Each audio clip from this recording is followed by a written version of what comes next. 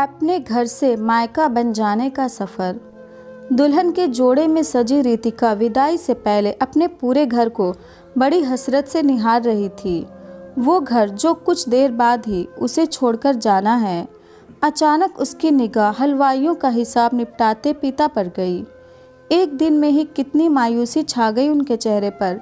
अपने लाडो को जो विदा करना है, कितना मजबूत बनता है हर चीज़ जो देखनी होती है, उसे कोई कमी न रह जाए, ये जिम्मेदारी भी तो निभानी पड़ती है। पर दिल ही दिल में कितना टूटता भी होगा। थोड़ा आगे बढ़ी तो देखा माँ उसकी विदाई की तैयारियों में लगी है।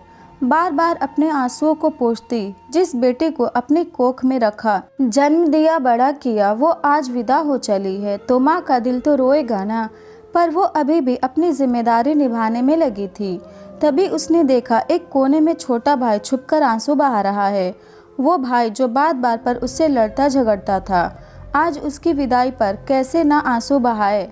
भाई बहन का रिश्ता ईश्वर ने बनाया ही ऐसा है, जिसमें जितनी लड़ाई है उससे ज़्यादा प्यार है। वहाँ से आगे बढ़ रितिका अपने कमरे में आ गई। कितने प्यार से सजाया है उसने ये कमरा।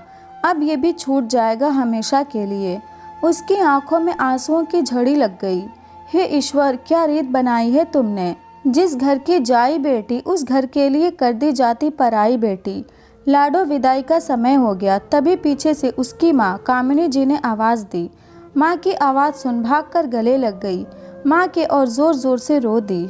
इतनी देर से खुद को संभाले कामिनी जी भी बिलक पड़ी। अरे कामिनी, बारात वापस जाने को है, तैयारी हुई या नहीं। तभी रितिका के पिता सुधीर जी बाहर से ही बोलते हुए आए। पर माँ बेटी को गले लगकर रोते देख अपना चश्मा उतार आंसू पोंछने लगे। पापा, क्या ज़रूरत थी इतनी जल्दी अपने लाडो को पराया करने की। कुछ दिन और मुझे अपने प्यार की छाँव में रख लेते। रितिका पिता की तरफ देखकर बोली। ना लाडो, तो पराई नहीं हुई है, बस तुझे एक और घर मिला है, कुछ रिश्ते मिले हैं। ये घर और हम कल भी तेरे अपने थे और कल भी रहेंगे, समझी। कभी खुद को पराया मत कहना। अब पापा ने लाडो के सिर पर हाथ फेरकर कहा। रोती बिलखती लाडो विदा हो गई। संसार की रीत निभाने को, एक अल्हड़ बेटी से एक जिम्मेदार बहू बनने को। पीछे गाना बज रहा, पापा मैं छोटी से बड़ी हो गई। क्यों पापा छोटी से बड़ी हो गई, क्यों पापा की निगाहों में, ममता की बाहों में कुछ दिन और रहती तो क्या बिगड़ जाता। बेटी को विदा कर कामिनी जी और सुधीर जी बिलक पड़े। रो तो भाई आदित्य भी रहा था, पर उसे मम्मी पापा को भी तो संभालना था। बहन की विदाई बाद एकदम से समझदार और जिम्मेदार जो हो गया था। उधर रितिका के ससुराल पहुंचते ही वहां खुशी का माहौल हो गया। कितनी अजीब है ना ये रीत। एक घर होता सूना, एक घर में होती है रौनक। एक घर से होता है मिलन और दूसरे घर से हो जाती विदाई। नई बहू का स्वागत हुआ और शुरू हुआ एक नव जीवन, जिसमें एक लापरवाह बेटी समझदार बहू बनने चली थी। मम्मी जी, मेरे पगफेरे की रस्म कब होगी, कब मैं अपने घर जा पाऊंगी। सब मेहमानों की विदाई के बाद रितिका ने सास मधु जी से पूछा। बेटा, तुम्हारा घर अब से यही है, वो तुम्हारा मायका है, समझी। मधु जी हंसकर बोली। कुछ टूटता सा महसूस हुआ रितिका को। अपने भीतर 4 दिन में वो घर मायका हो गया। जिस घर पैदा हुई, पली बड़ी हुई, वो अब उसका घर नहीं। नहीं नहीं, वो घर हमेशा मेरा रहेगा। रितिका ने मन ही मन मानो खुद को तसल्ली दी। 2 दिन बाद उसे पगफेरे को जाना था। कितनी खुश थी वो। रात भर ठीक से सो भी नहीं पाई और सुबह सबसे पहले उठकर अपने पापा और भाई के लिए नाश्ता बनाने लगी। बहू, तुम्हारे मायके वाले आ गए। थोड़ी देर बाद सास ने पुकारा।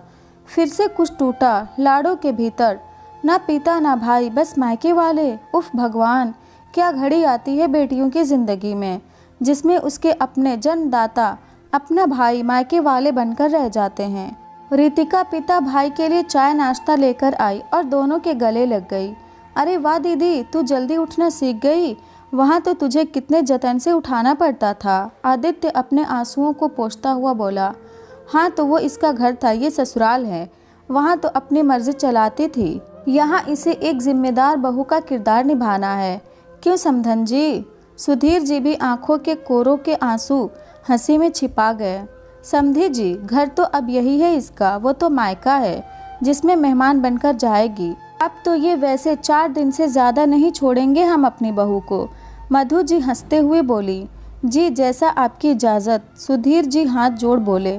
लाडो के दिल का एक और टुकड़ा टूट गया, क्योंकि उसके जन्मदाता 4 दिन पहले बंधे रिश्ते से इजाज़त ले रहे हैं अपनी लाडो को ले जाने की। ये सच ही है, अपने घर में ही मेहमान होना पड़ता है। एक लड़की के लिए 2 चुटकी सिंदूर का सौदा कितना महंगा पड़ता है। फिर भी रितिका सब चीज़ें भुला खुशी खुशी अपने घर को चल दी। माँ से मिलने की जल्दी में रास्ता भी बड़ा लग रहा था। मम्मी घर आते ही वो माँ के गले लग गई और झूल गई। आ गई लाडो, तो कब से आंखें तरस रही थी। आरती उतारते हुए कामिनी जी बोली, मम्मी मैं भी तो तरस रही थी, अब जल्दी से बढ़िया सा कुछ खिलाओ। इतने में हाथ मुँह धोकर ये बैग के कपड़े अपनी अलमारी में लगा कर आती हूँ। रितिका ये बोलते हुए अपने कमरे की तरफ चल दी। थोड़ी देर बाद उसने अपने पसंद का नाश्ता किया और माँ से बातें करने लगी। बेटा कितने दिन रहने की इजाज़त मिली है समधन जी से? अचानक कामिनी जी बोली। 4 दिन को मम्मी कहने को रितिका बोल गई। एक बार फिर एक बेटी के भीतर कुछ टूट सा गया। कल तक माँ बाप को बताकर कही जाने वाली उनकी लाडो आज उनके ही घर किसी और की इजाज़त से आई है। उसने चुपके से आंखों के कोर को पोंछ लिए। शाम को मोहल्ले की कुछ औरतें रितिका से मिलने आईं। अरे ये क्या, ना कोई बनाव ना कोई श्रृंगार, ऐसे ही बैठी है। एक आंटी उसे देख बोली, आंटी मैं पहले भी तो ऐसे ही रहती थी। यहाँ रितिका आश्चर्य से बोली, अरे तब ये तेरा घर था, अब तेरी शादी हो गई है, पहली बार मायके आई है तो सच धज कर रह, तुझसे मिलने कोई ना कोई आता रहेगा। ऐसे अच्छा नहीं लगता बेटा, तू मेहमान है यहाँ की। अब आंटी हंसते हुए बोली, पर रितिका को तो बस उनके आखिरी शब्द सुनाई दिए, तो मेहमान है यहाँ की। अब सच में अब ये मेरा घर नहीं, मेहमान बन गई हूँ मैं यहाँ की। अब ऐसा लगा एक बेटी पूरी तरह टूटने लगी और 4 दिन यूं ही बीत गए। अब आई उसके विदाई की घड़ी। नमन पति उसे लेने आए हुए थे। हंसी खुशी बातें करते करते आंख नम हो गई सबकी, क्योंकि दूसरी बार जो लाडो को विदा करना था। बेटा सब सामान रख लिया ना, कभी कुछ छूट जाए फिर अपने घर में परेशान होगी। कामिनी जी ने विदाई से पहले पूछा। मम्मी ये भी तो मेरा अपना घर है, कुछ रह भी गया तो क्या हुआ? रितिका आश्चर्य से बोली, ना बेटा ये मायका है तुम्हारा, अगर कुछ रह गया तो समधन जी को बुरा भी लग सकता है। आखिर असली घर तो तुम्हारा अब वही है। कामिनी जी उसके सिर पर हाथ फेरते हुए बोली। अब एक बेटी पूरी तरह टूट कर बिखर गई थी। 4 दिन में अपना घर मायका जो बन गया था। अभी तक औरों से सुन रही थी तो संभाल रखा था खुद को, पर आज तो माँ ने भी बोल दिया। उसकी आंखों से आंसुओं की झड़ी बह निकली। अब वो आंसू विदाई के थे या अपने घर के मायका बनने के। सबसे गले लग अपने टूटे बिखरे टुकड़े समेटकर एक बेटी चल दी अपने मायके से ससुराल, क्योंकि एक जिम्मेदार बहू का फ़र्ज़ भी तो निभाना था। क्योंकि जग की रीत यही है, हर बेटी को अपने घर से मायके का सफ़र तय करना ही पड़ता है। भले कितना कुछ टूटे बिखरे, पर फिर से संभालना ही पड़ता है। कल तक जो थी माँ बाप की अल्हड़ सी लाडो रानी, उसे एक रात में ही जिम्मेदार बहू बनना पड़ता है। दोस्तों एक बेटी के लिए कितना मुश्किल होता है ना अपने घर से मायके का सफ़र तय करना। बार बार टूटती है वो जब जिस घर को कल तक अपना घर बोली, उसी घर के लिए मायका शब्द सुनना पड़े और अपने माता पिता को मायके वाले। लेकिन टूटने के बाद भी उसे खुद को समेटना पड़ता है, क्योंकि अब बेटे के साथ साथ वो बहू भी है जिसे अपनी जिम्मेदारी निभानी है। ईश्वर ने ये हुनर भी तो सिर्फ बेटियों को ही दिया है।